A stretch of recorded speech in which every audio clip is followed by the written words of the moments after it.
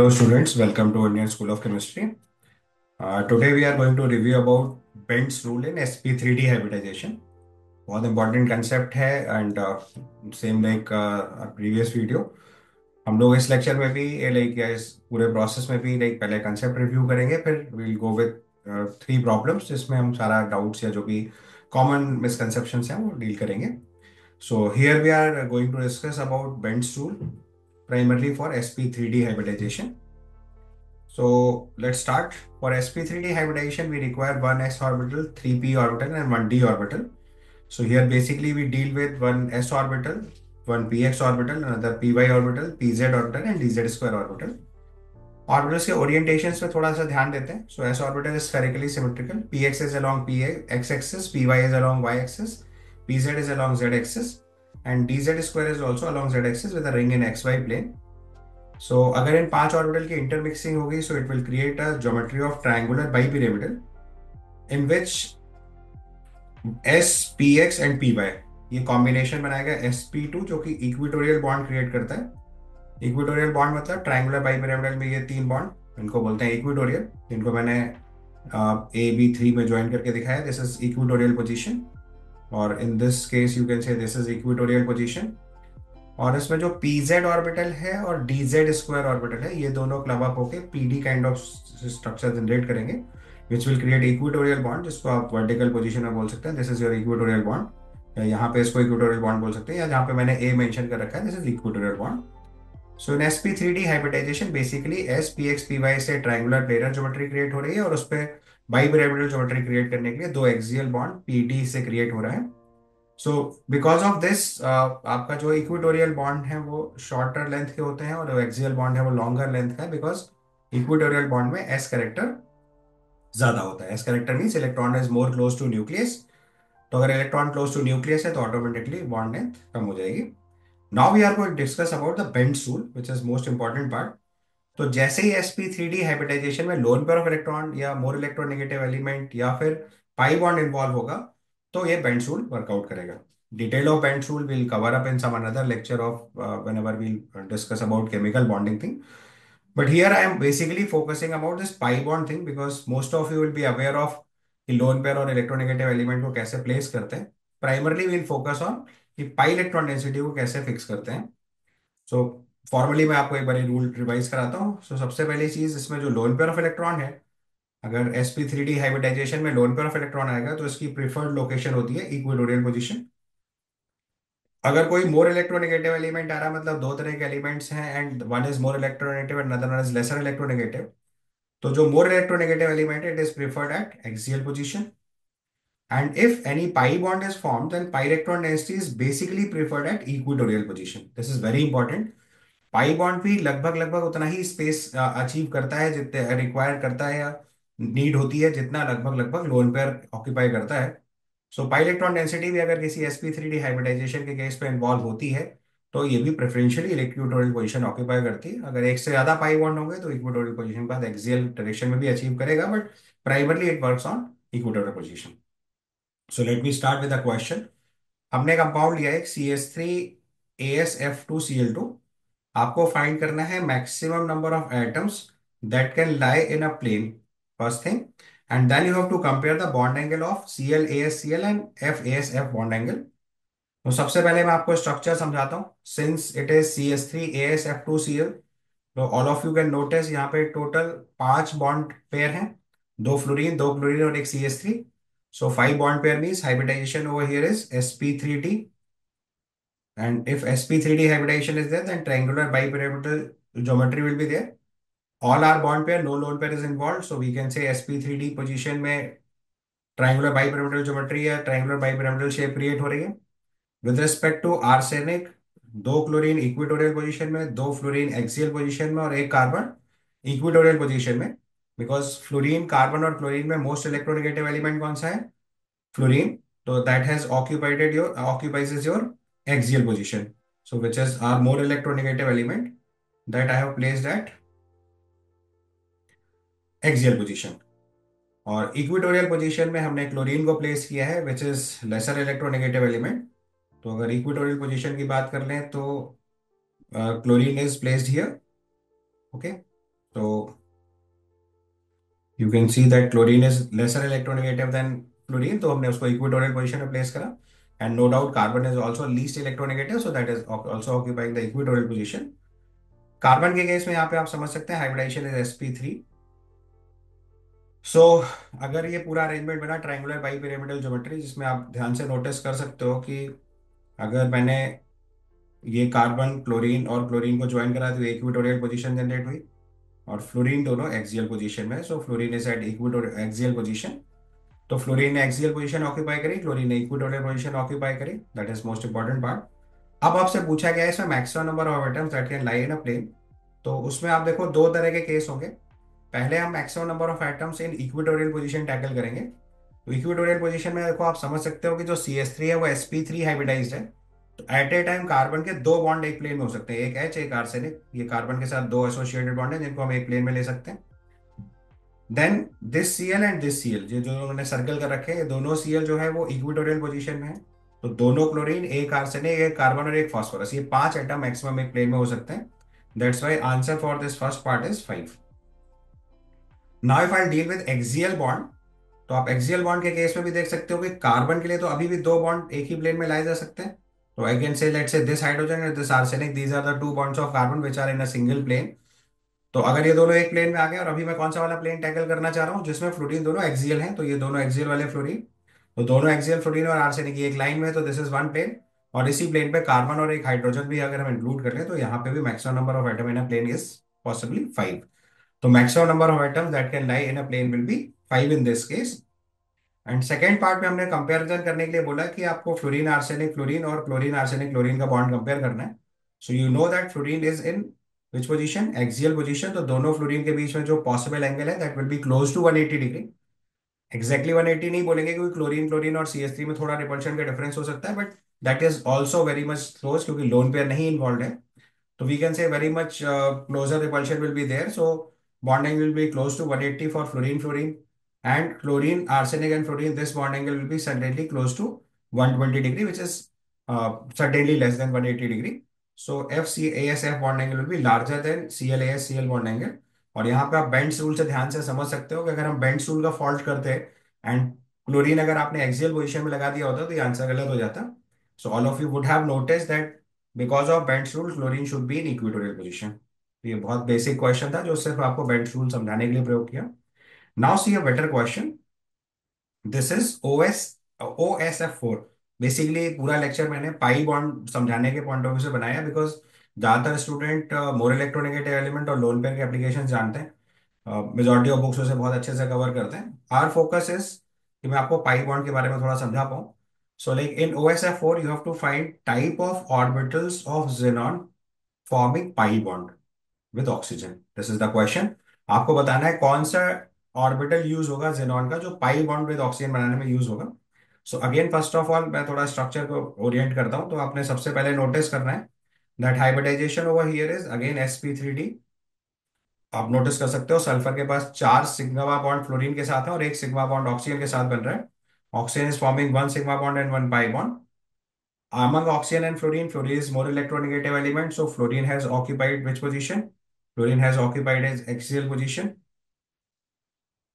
तो फ्लोरीन का axial position occupy हो रहा है, बट दो फ्लोरीन एक्सियल ऑक्यूपाई करने के बाद एक्सियल पोजीशन फुल हो गई, then it will go to equatorial position.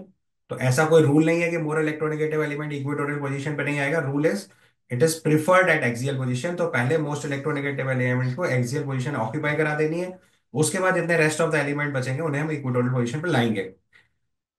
And next the element oxygen. तो ऑक्सीजन को कंपलसरली मुझे कहाँ प्लेस करना है? Oxygen must be placed at equatorial position, क्योंकि फ्लोरीन और ऑक्सीजन में ऑक्सीजन लेसर इलेक्ट्रोनेगेटिव एलिमेंट है।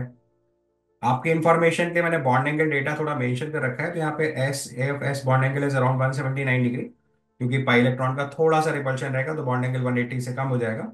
और एफ इक्वेटोरियल बॉन्ड एंगल देखेंगे तो ये 120 डिग्री से थोड़ा सा कम होकर 110 डिग्री के आसपास है। That is just an additional information for you with respect to structure.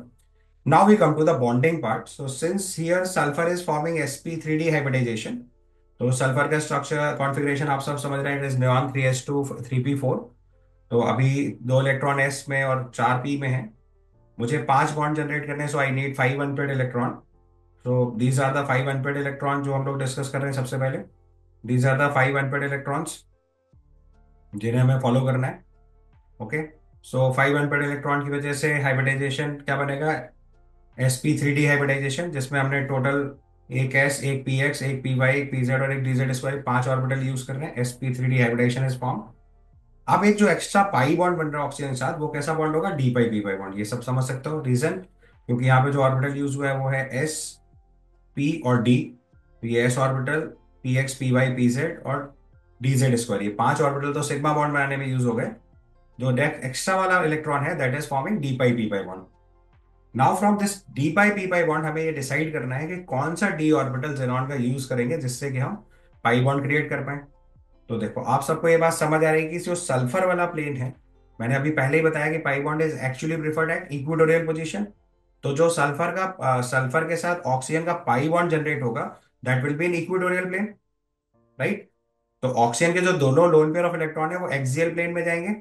अभी मुझे वही प्लेन डिसाइड करके लाना है कि like at which plane it will be like present. तो अभी देखना शुरू करना है। तो हमने, अगर सपोज करो ऑक्सीजन का सिग्मा बॉन्ड जो है वो पी एक्स ऑर्बिटल या पी वाई ऑर्बिटल से बन रहा है, अकॉर्डिंगली पाई बॉन्ड दूसरे वाले ऑर्बिटल से बनेगा, क्योंकि आपको पता है पाई bond is always form by pure P orbitals.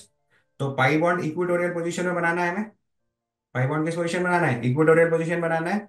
तो यहाँ पे पी वाई ऑर्बिटल अगर आप लोगे, तो उसके लिए पाई बॉन्ड बनाने के लिए कौन सा ऑर्बिटल लेना पड़ेगा? D x y. तो डी एक्स वाई के साथ लेटरल ओवरलैपिंग हुई जैसे मैंने दिखाया। और अगर हमारा p x orbital of oxygen use होगा, तो it will be forming d x y. Got it? तो ऑक्सीजन का एक एस और एक पी एक्स, ये दो ऑर्बिटल तो सिग्मा बॉन्ड बनाने में यूज हो गए, या बेटर टू से सिग्मा और लोन पेयर में जाएंगे। तो पी एक्स और पी वाई में से एक सिग्मा में जाएगा और एक पाई में जाएगा। तो अगर p y orbital pi bond बनाने के लिए आएगा, तो आपको क्या ध्यान देना है कि पी वाई ऑर्बिटल, अगर आपका p y orbital pi bond बनाने में प्रयोग होगा, तो पी वाई ऑर्बिटल के साथ डी एक्स वाई का पाई बॉन्ड बनेगा। और अगर पी एक्स यूज होगा तो भी डी एक्स वाई यूज होगा। तो यहाँ पे कौन सा ऑर्बिटल हम लोगों ने एक्चुअली में यूज किया? So we have use actually d x y orbital of sulphur for pi bond. So this is your final answer for the question. And I hope all of you are aware of the fact that dx square y square is along x axis and y axis, तो वो पाई bond बनाने में use नहीं कर सकते हैं। And since I have said that we have to prefer equatorial position, तो equatorial position में हमने कौन कौन से ऑर्बिटल्स यूज किए थे? देखिए, s p x and p y, ये इक्वेटोरियल पोजीशन क्रिएट कर रहा है। तो डी ऑर्बिटल भी वो लेना पड़ेगा जो एक्स वाई प्लेन में हो। तो एक्स वाई प्लेन के डी ऑर्बिटल कौन कौन से हैं? D x y and d x square y square. D x square y square pi bond नहीं क्रिएट कर सकता because it is preferentially along x axis and y axis. So pi bond create करने के लिए more preferred orbital कौन सा होगा? D x y. I hope I am clear with this question also. Now I am taking a very critical question जो बहुत सारे लोग कंफ्यूज रहते हैं। बहुत फैंटास्टिक क्वेश्चन है sp3d हाइब्रिडाइजेशन में बेंट शूल को समझने के लिए। So now I am taking a molecule CH2SF4। Question की अंडरस्टैंडिंग के लिए मैंने इसको क्वेश्चन में कन्वर्ट कर दिया है। स्ट्रक्चर अभी हम लोग डिस्कस करेंगे। So we have to find out maximum number of elements that can lie in a plane. एक पार्ट ये डिस्कस करना है। And maximum number of elements that can lie in equatorial plane. हमें basically दो तरह के question deal करने हैं। पहले ये डील करना है कि मैक्सिमम कितने एटम एक प्लेन में हो सकते हैं, वो इक्वेटोरियल है, एक्सियल है, वो कोई भी प्लेन ले सकते हो। एंड देन विल डिस्कस कि इक्वेटोरियल प्लेन में कितने मैक्सिमम एलिमेंट्स हो सकते हैं। So as we have already discussed about the fact कि जो पाई इलेक्ट्रॉन डेंसिटी है वो किस में रहेगी? इक्वेटोरियल प्लेन में। अगर आप इसको लेके कंफ्यूज हो रहे हैं तो पहले पीछे वाले दोनों एग्जांपल्स ठीक से समझिए। फर्स्ट एग्जांपल में मैंने आपको समझाया कि sp3d हाइब्रिडाइजेशन में मोर इलेक्ट्रोनेगेटिव एलिमेंट या लोन पेयर कैसे प्लेस करते हैं।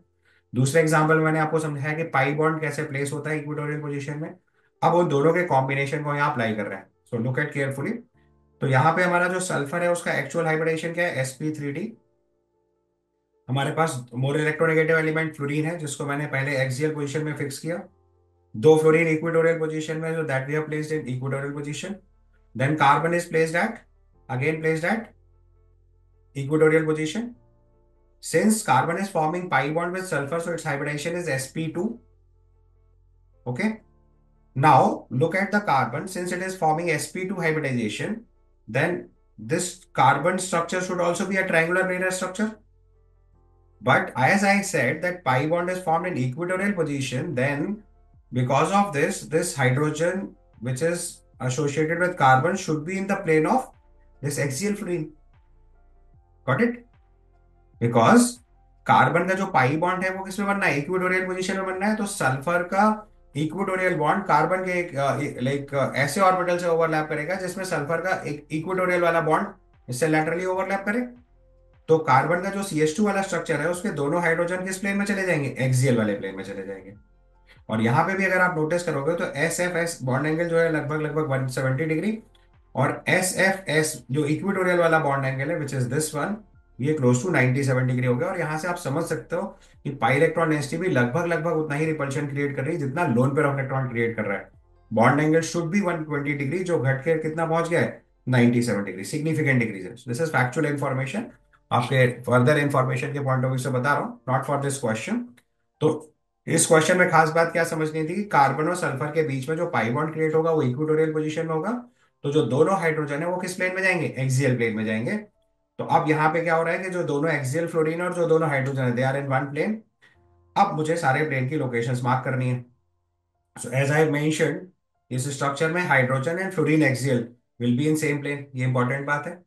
और जो pi bond of carbon and sulphur है वो कार्बन का px और सल्फर का dxy, जैसा कि पिछले वाले क्वेश्चन में समझाया, या कार्बन का py और सल्फर का dxy, ये कॉम्बिनेशन अप्लाई करेंगे फॉर पाई बॉन्ड। तो कार्बन का px और सल्फर का dxy, या कार्बन का py और सल्फर का dxy। Point clear? Because carbon जो है वो जेड वाले प्लेन में जा रहा है तो उसका पीजेड ऑर्बिटल तो सर्टेनिटी से सिग्मा बॉन्ड बनाने में यूज हो रहा है। तो S and PZ of carbon is already use forming the sigma bond. तो जो और एक्स्ट्रा बॉन्ड ले सकते हैं या तो पीएक्स या पीवाई में से कोई एक सिग्मा बॉन्ड बनाएगा, दूसरा वाला पाई बॉन्ड बनाएगा। That's why I have used the term और। सो अगर पीएक्स सिग्मा बॉन्ड बनाएगा तो पीवाई से पाई बॉन्ड बनेगा, पीवाई सिग्मा बॉन्ड बनाएगा तो पीएक्स से पाई बॉन्ड बनेगा, बिकॉज वहां पे भी sp2 हाइब्रिडेशन बनाना है। सो कार्बन का px ऑर्बिटल सल्फर के dxy के साथ, या कार्बन का py ऑर्बिटल सल्फर के dxy के साथ पाई बॉन्ड क्रिएट करेगा। सो पाई बॉन्ड किस पोजीशन में आ जाएगा, इक्वेटोरियल पोजीशन में। अब आपको maximum number of elements in a plane check करना है, तो देयर आर टू पॉसिबिलिटीज।